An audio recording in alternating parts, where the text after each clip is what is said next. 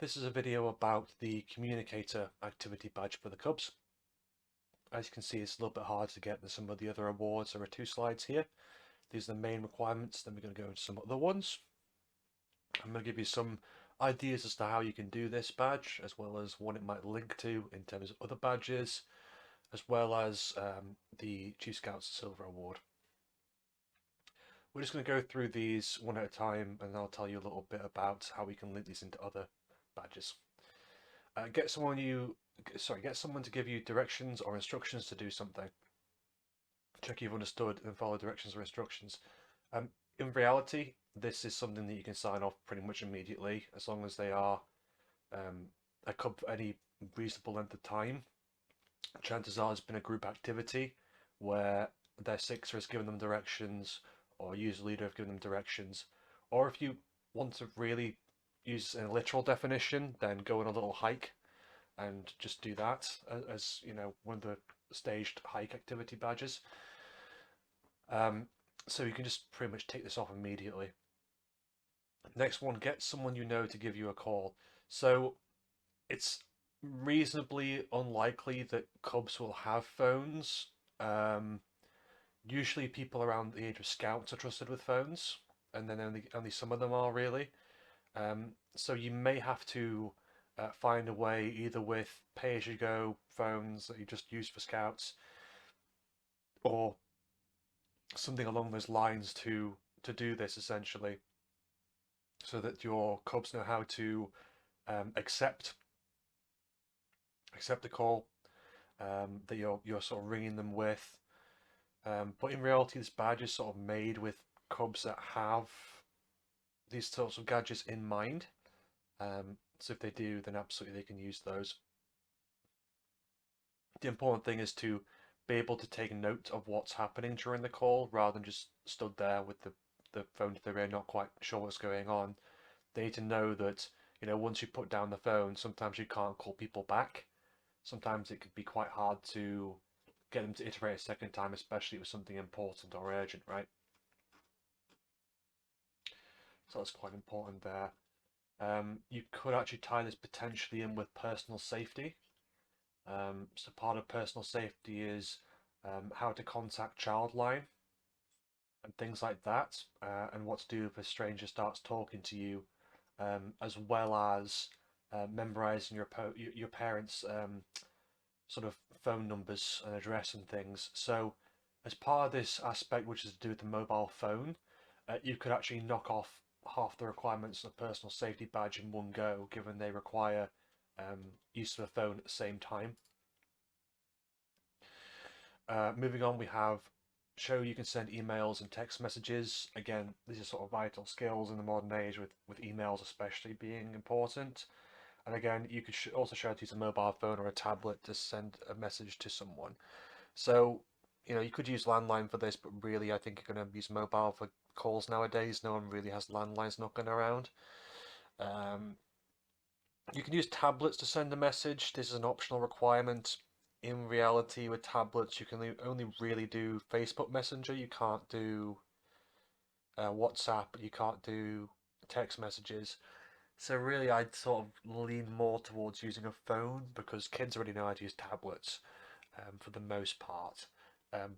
It may be difficult as well, because you'll need to set up like Facebook accounts and stuff, and that can get a bit iffy if a cub starts messing around with your Facebook Messenger and going through all messages and stuff. So I'd stick with something that's more linear, right? A mobile phone is much simpler.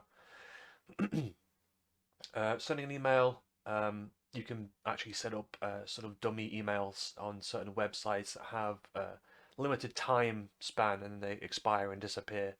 So you can sort of send emails between those accounts with no like costing at all. It costs nothing to do that, and you don't have to worry too much about managing those email addresses for future. They automatically delete themselves. So that's a pretty easy one to do. Sending emails and things like that actually counts towards, I believe, parts of the digital citizen stage badge. Creating a secure password, how to respond positively online to people, how to tell someone's being dishonest online, things like that. you could, if you're clever and creative as a leader, figure out a way to um, essentially do that and figure it out. There is another part of the Digital Citizen Stage badge, which is to learn a new skill using an online service.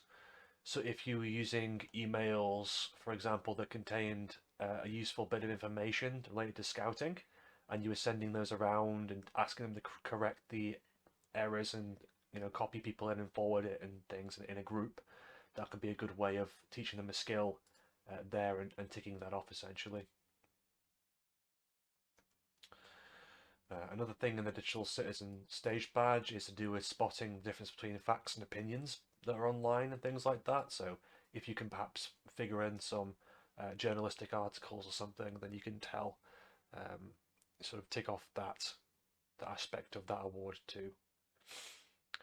Moving on, we have introduce yourself to an adult who helps out with your pack. Talk to them for 2 minutes about your life, school, or hobbies. This is quite a good one. Sometimes it can feel a little bit like um, to Cub Scouts and to scout people in scouting in general that lead us sort of monolithic, um, unknowable type creatures that you can't really talk to, like someone who's actually friendly, um, because they're not used to talking to teachers and things in that way, only their parents. Um, so actually using this to break the ice a bit and have a bit of an introduction is quite good, especially as it helps the cubs sort of know how to interact with adults and not be so scared. Because there may be a time that happens when they're in their sort of young life where they actually do need help and their parents aren't around, and then you need to actually identify someone who's probably going to help them out and be able to talk to them. And again, that plays in quite heavily to the personal safety activity badge, and that's all about um, being safe around strangers and adults and things like that. So it's worth thinking about how you can make this badge into actually a very practical and useful skill for the safety of your cubs, essentially. You could actually as well, in terms of when you're talking about mobiles, how to use mobiles, um, if you talk about the home safety activity badge, part of that is how to use emergency numbers and where the nearest phone box is to your house or whatever the case might be. So there's a phone box there's not many of them knocking around nowadays that actually work, but if you at least show them how to work a public phone box, um, or run this activity at a phone box or something, that could be quite an interesting way of doing things. We'll move on to the next point, but if you can actually incorporate this part about what you're talking about hobbies and things into the hobbies activity badge, which is a 3 month long badge, but you can actually, as part of the conclusion of the hobbies badge, as well as a collector's badge, they're required to make a sort of presentation about what they've done.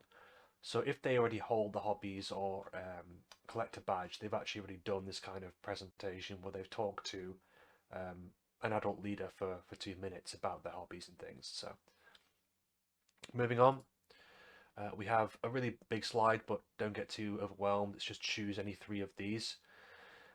Report on a local event.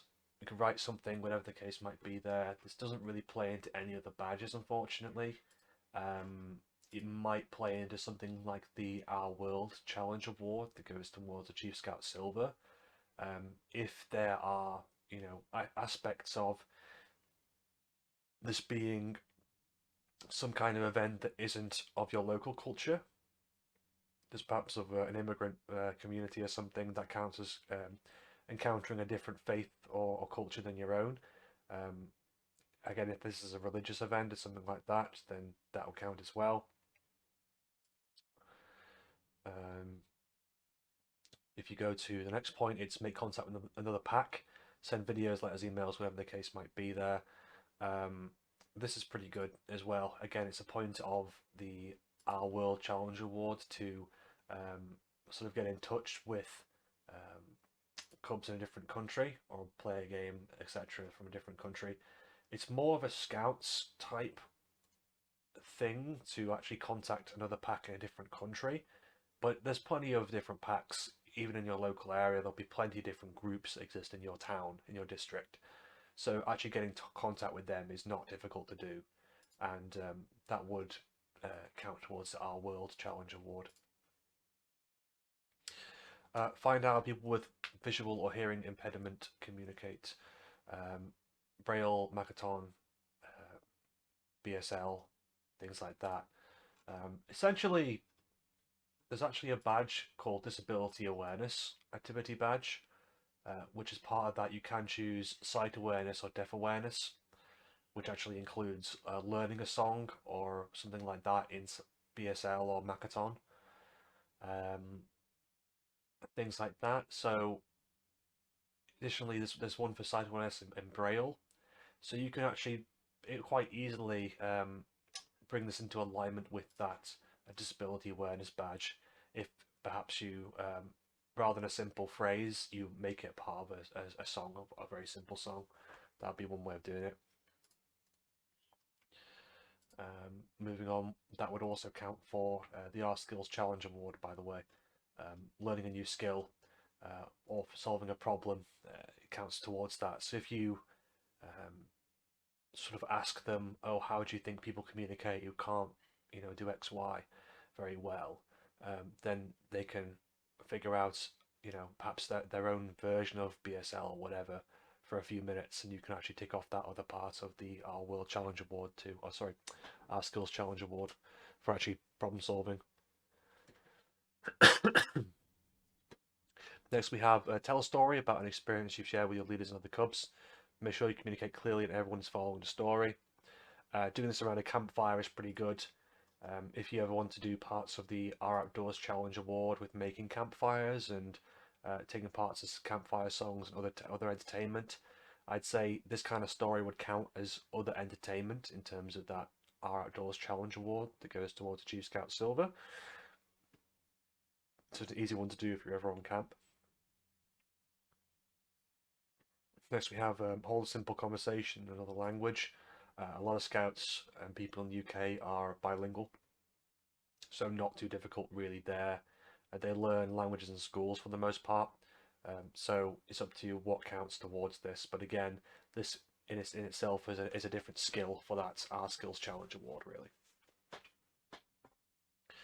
And moving on, we have 3 simple messages using code, ciphers, invisible ink, or semaphore. Try to work out 3 similar messages given to you. This has no particular badge really tied to it, other than this one. However, code breaking is quite an interesting icebreaker that keeps the Cubs quite engaged in things. You can hand out something like a crossword, um, and that would probably count as a form of sort of code or cipher because the letters are hidden in there. Perhaps you don't tell them it's a crossword and they have to figure out themselves. Really, it's up to you how you want to do it. If you think a little bit about perhaps the international language sort of associations here, then you can link it into other things potentially too. Get an adult or young leader to give you a message, remember it, repeat it back 10 minutes later. Again, it's nothing particularly linked into this, but it's kind of fun to be able to do this. If you do this randomly during a different night or something, that could be quite fun. As a kind of rolling challenge that someone says something to someone, and at the end of the night you ask them what was said. We have pass a message to someone using amateur radio. Be careful, amateur radio is actually restricted. Certain wavelengths and frequencies are restricted. So without an actual amateur radio license, you can't broadcast on certain frequencies.